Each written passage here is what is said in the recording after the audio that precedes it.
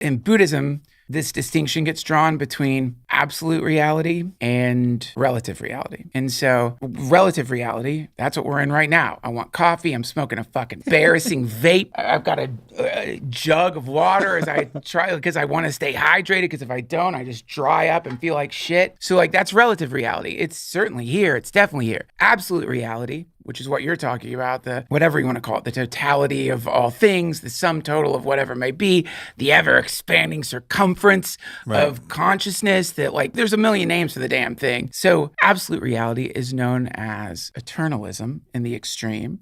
So with absolute reality, it's really funny. Like you run into this concept of unchanging whatever. So in other words, absolute reality, implicit within that idea is that absolute reality must go on forever. It must not stop. It has to go on forever. It's permanent. So you've applied, that's why it's called eternalism.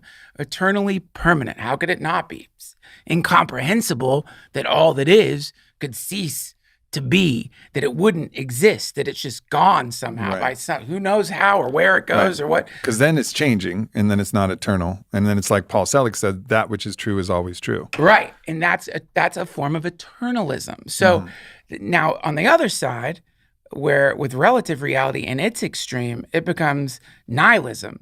Now you get hyper-materialism, the idea that like, you know, this isn't really, we're just you've heard a million different versions of this thing, but it's like, we're just molecules, man, temporarily coming together. We're nothing really, man. You think you're something, but you're not. There's nothing there. You're just space trash that woke up for a second. You're going to die, and that's it. Some version of that. So that's nihilism.